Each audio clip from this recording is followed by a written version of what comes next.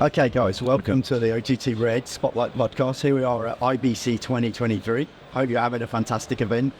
This podcast is sponsored by Bedrock Streaming, and today we're going to be talking about the converging worlds of content production and OTT technologies. Looking forward to the conversation, guys. First of all, what I'd love to do is give you guys the opportunity to introduce yourself to all the viewers and everybody listening or watching. Thomas, you've got a fantastic career story. Pete, it's great to see you again. I know that you have as well. Let's have a quick introduction from you guys before we get set into the topic. Okay. Go ahead. I'm Thomas Muller, CTO of Quest Group. Quest is a worldwide acting system integrator and consultancy. We are building major broadcast stations and are also doing stuff in the OTT world, and we talk later about that, I think. Fantastic. Welcome to the podcast, Thomas. Mr. Emminger. Yeah, how's it going? So Pete Emminger. So I was most recently the group CTO at NEP. So I wrapped that up in June, spent 2 years sort of helping NEP sort of expand its footprint and sort of consolidate globally. Before that, I spent 4 years at Blizzard Entertainment. We worked on a lot of different things there, but primarily worked on BlizzCon, which includes like a private OTT monetized platform. So it's been a lot of fun the past few years. So this should be good. We've got a lot of subject matter expertise at the table. Let's talk about this, guys, right? So, content creation and OTT technologies, obviously they're symbiotic. They depend on each other. What have you guys seen most recently when it comes to those two topics? Let's set the stage for the rest of the conversation. Okay. What are the dynamics from the top of the market right down to the kind of kids that are creating nowadays? Because there's a whole market there as well, right? Yeah. So, let's say what Quest says is that in the last years, it's more and more in the focus of user-centric. So personalized content, you see that TikTok, they're down let's say every swipe is something, it starts a supercomputer in the background, they do a recommendation. It was a complete new way of acting on content. And the broadcast industry is very slow to combine that because they don't have the user data at the end. But we are working on getting everything what the user is doing back into the system. And now if we have a new design, we try to ask the broadcaster not to think about mom, dumb, and all this kind of stuff. More like you have a content tab, and every feedback we get from your client has to be in this content tab, and how can we personalize the content? Pete, what's your posture on it?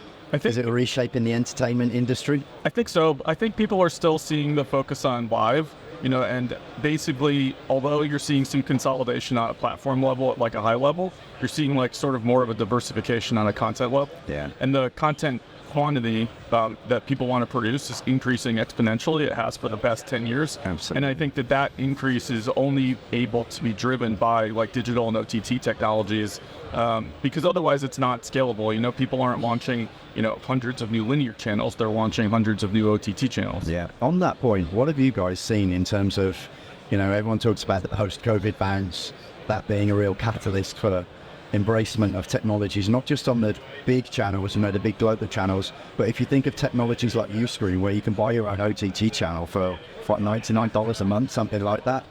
Have you seen that there's a much wider recognition of the value of technologies in order to deliver content to markets from a cross-section of the markets?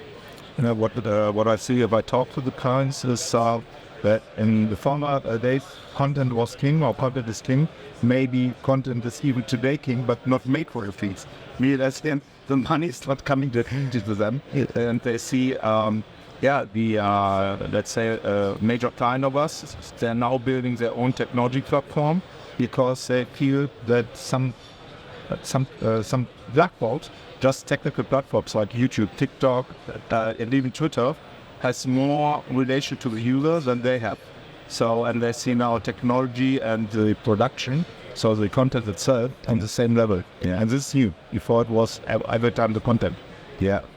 I think, things are getting easier. Like it used to be, producing 6 live languages simultaneous for like a sporting match was really hard. You had to have like 6 full crews, 6 full productions, like 6 times everything. And now with all the new technology that's coming on, you can actually produce that even more than that for less cost than you could 5 years ago. And so I think that is helping people sort of put out more bespoke content for their viewership. It's really interesting, right? Because on the back end, where most people don't see, let's say, traditional engineering was super complicated, right? You see OB vans, studios, all of that sort of stuff. Big, heavy-duty, world-class stuff. The UI, the way that stuff is more virtualized now in terms of just being able to do things on a laptop from anywhere, even for live streams. What would you guys say over the last few years have been the main technological changes that have enabled that? Maybe you ask him from behind, because we have done heavy workloads in the cloud, and of course for the user it's easier, and even for the operator. But the stuff what's now going on behind the scenes with Kubernetes, Docker, all the different cloud vendors, the virtualization, orchestration is much more complex than ever. That's my personal feeling. But of course, Peter's right, you can do much more with less resources. So that's on. Yeah, absolutely. But I think those technologies he's talking about, like cloud, like so many people even are still like, they say they're afraid of cloud, and then they don't even understand how many workflows they actually have in the cloud in their current workflow environment. So, you know, like that kind of technology is helping scale a lot, but people don't really kind of see it like that. And then also, you know, you kind of sort of set up a creator technology. It's like the Usecream and those creator technologies are being leveraged a lot more by some of the top tier providers to expand their content set. So it's actually crazy. Like, you know, I've got a 13-year-old son. He showed me that he has on his phone called CapCut. I don't know if you know CapCut. But the amount of stuff that he can do, it's like a studio in his phone. It's absolutely unbelievable. On that virtualization piece, and you kind of touched on it, Thomas. I was at the Broadcast Innovation Day earlier this year, hosted by Broadcast Solutions, and it was a huge topic in the shift in terms of the talent shortage required in the market now in order to get those kind of cloud-orientated skills, as opposed to the more traditional skill sets associated to engineering. Is that something that you guys have seen as well, particularly maybe at Press? I don't know if you saw that at any peak when it comes to, you know, the next generation of skills that are required in order to keep up with the way technology is going. So what we see, of course, that the, let's say the classical journalist was somehow replaced in some cases with video journalists, so doing all the stuff himself. And even today, of course, they're running complete studios by their own, which was not possible, let's say, 50 years ago, And but if it comes to virtualization, what we see now as a trend, which, let's say, cast channels, so that the channel maybe only exists in the cloud or only exists on the platform. And the new trend is even that we have AI-driven stuff on it. Like you don't have a real moderator, you have an AI-driven moderator. You have chat systems on the second screen, and all this kind of stuff is what's driving ours, driving the ads, and what is the at the end the personalization stuff inside though. Absolutely. This was going to be my next line of questioning, actually, around what do you guys see as the latest trends? Stuff just continues to accelerate, right, when it comes to technology. I guess that's the sad bit that we live in and love. What do you see in terms of the latest trends? You mentioned AI. What are you picking up? What's on your radar? I mean, people are starting to use AI. I actually don't know if I've really seen people doing anything really groundbreaking with it yet. Like, people are doing, you know, they're generating text and they're generating some content with it, but they're not really like really fully evolving it into their workflows in terms of like, you know, people are doing machine learning automation, not really like generative AI yet in terms of the production space. And I think that's a pretty big growth opportunity for people right now. So when you see that kind of stuff, does it trigger ideas in your mind around use cases and applications that organizations should be moving towards? Yeah, of course. But, you know, sometimes it's hard to enact them and put them in place. And especially with the AI space, you know, the models aren't really fully developed yet. And not a lot of companies are at the right scale where they actually have the kind of investment that they could develop the model themselves. And so then you're dependent on the public models. And then in sort of a more niche content area, that public model might not be sufficient for making the kind of quality content that you need to make. No. So what we see, I mean, let's say the upcoming stuff, or let's have three categories: optimization, scalability, and pioneer and expand. And I would say user-centric approach, so personalization is in the optimization stuff. We have to learn to know your user, what content he likes. Now, and for you said scalability is 5G is a large topic for us. They are not the actual technology, but what you can do with it. So let's say something in a live stadium where you get augmented reality on your mobile device and follow the match and see graphics on the device explaining new stuff. Then it's of course cloud. It's And I think only 11 to 15% of today's broadcasters are using cloud in their majority of workflows, but I agree that maybe 50% doesn't know that they have already workflows in the cloud, like Teams or stuff like that. Yeah.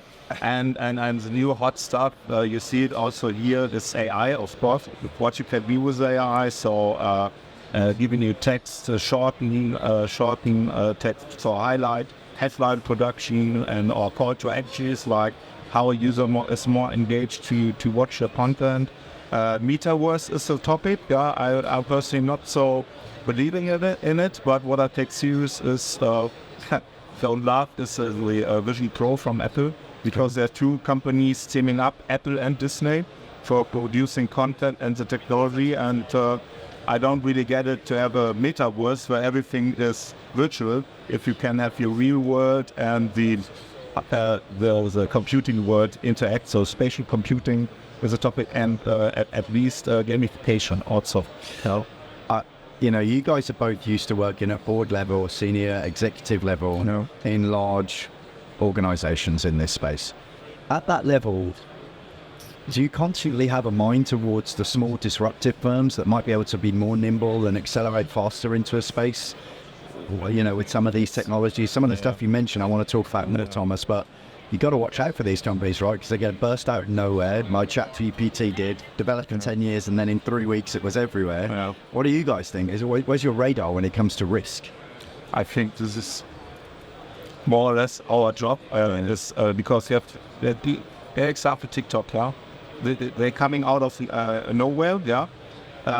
Was a good idea, and it means, and it took, I think, 6 months for YouTube to adapt vertical video and have the same technology. And so it's with us, if I see something really interesting, maybe I fail with 50%, but 50% I'm right. So if I'm not doing that, then maybe our company don't live so long. So we are surviving by inventing us every 3 years new. So at first start as a box reseller, yeah. Now our let's say software development is 40% of the company, which is unusual for a system integrator. But how you will survive if, let's say, 50-60% of workflows moving into the cloud and you can't do the software for it? So customization of products, so I have to say that.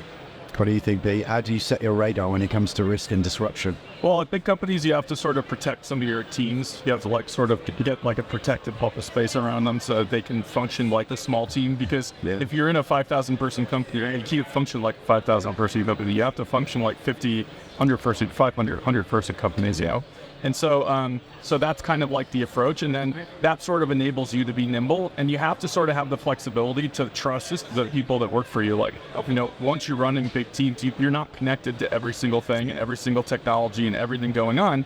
But, you have people that are connected to those different technologies, and you have to trust the people that work for you. Yeah.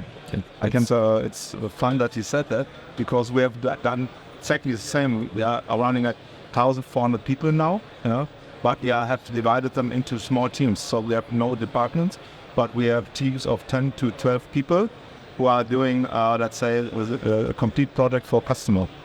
And of course, I can use other teams, but it's really a team structure from only 10 to 12 teams around the. What are the headlines around why you do that, Thomas? Is it to engender more intimacy and faster moving, or is we found out as we grow, there's of course some growing pain, and we work much better as a smaller company. And our idea was to have a lot of smaller companies, but without the P&L. I love that. Running, and one guy is responsible for, let's say, 10 people. And we thought a little bit about how is it your private life, how many friends here, how many people you interact. And as the company was going, and I was in peak time, I have 80 people were reporting to me. Well, my whole week was done with reports, and after that, I don't know what I have done the year, and so I changed that. It's now not more than 10. Yeah, that makes sense. I want to bounce on to some of the topic you mentioned, Thomas, because we talked about disruptive influences and something appearing from nowhere. But do you guys share the philosophy where, we've got OTT, it's well established now, this whole hall is full of content and OTT providers, but what's the next big thing? Like, is it going to be, Apple Glass, or, something's got to happen, right, that's going to constitute the next frontier? And do you think that that's also going to lead to a convergence of other technologies into the same kind of space? Betting, gamification, that sort of stuff. For me, the next big thing really is spatial computing, so that you can interact with your real reality, with your own. I saw some, let's say, prototypes, which is really amazing because it's really sucking you into the content, and it's a completely different user experience. And if I see my child or my kids today, the youngest one is now 20, but they are more into games, and I think they even don't watch really from the beginning till the end. Yeah. I think the most things what they are doing is 10 minutes, and without interaction, it's hard for them to follow. And that's the reason why I think, okay, spatial computing will be the next big thing. What do you think, Craig? Well, I think there's if you break the content apart into two major buckets, one is like your sit back content. Like, I just want to sit back. I want to watch the World Cup finals. I don't want my phone in my hand. I just want to watch. Yeah. And then you've got all this content where it's interactive. You're sitting there, you're surfing, second screening. So when I was at Blizzard, we actually launched a failed product, and we actually sort of learned a lesson. So we assumed our gamer audience, because they're gamers, would want interactive second screen content. And so we launched this really, really amazing cutting edge second screen experience. You could switch players. You could control your own view in the game, like in 3D. Wow. It was amazing. Yeah. And nobody used it. They all just watched the mainstream, and our mainstream viewership went up, and I think it was just because of the marketing effort of the second screen. Wow. So maybe it had some benefit, but nobody was using the interactive change your view perspective, and that was really a lesson for us, and we didn't understand that dynamic. We really thought people would want more interactive content. Yeah. And sometimes they do, and sometimes they don't. Yeah. It's interesting because, viewer experience is a terminology that you hear a lot in, when you're in an event like this and doing what we do. But it makes me wonder whether or not that terminology is going to evolve into something like interactive experience. Yeah. When we spoke before, Thomas, around, the kind of augmentation and the topic that you've just raised. And actually how you can imagine that people with a viewing experience traditionally will sit down and watch something, the lean back experience. But actually, people do stuff on the move on devices is already happening. Yeah. And now participating in the real world whilst they're in a virtual world is looking more and more likely all the time. Yeah, I think it has to be more natural. So from the media and entertainment perspective, everybody knows 3D. Yeah, it was a hype, and now nobody's talking about it. Yeah, but it was too complicated to use with the best. So that's the only thing where I'm not convinced about it. Yeah. But I think technology grows and grows and grows, I really think that user experience is something you have to learn in the broadcast, because broadcasters so far was more, we produce a product before, and then we see how it works. Of course, I have made the user research, but now I think about more like a service offering. So you have snippets of content, but it would be a new form that will survive. Does, in your mind, when you think about that, Thomas, does that also lead to more evolved next iterations, business models in terms of the monetization? Absolutely, yeah. Because the industry as such, broadcasting, it's not growing at all. Yeah, you see, even if you look at our conventions, IBC and NAB, you don't see them growing. Yeah, it's just somebody else is now doing what somebody else has done before, but it's not really growing. So but what is growing is the let's say entertainment as such for at home. So YouTube, Twitter, all this kind of stuff. And we have to learn that. Yeah. So here's a question for you, Pete. With everything that we're talking about in terms of where we are, where we've come from, where we are, where we might be going, do these things help to streamline processes for the businesses that provision these services? And do they boost creativity for the people using them? Well, they boost creativity, but I don't think they streamline processes, because I think, going back to kind of what we were talking about before, it's leading to like the diversification and the explosion of more content. So you've got companies that instead of, 40 years ago, NBC produced one NBC channel, right? So they produced 24 hours of content a day. Yeah. Now they're producing hundreds, thousands of hours if you count the TikTok and all their social media content.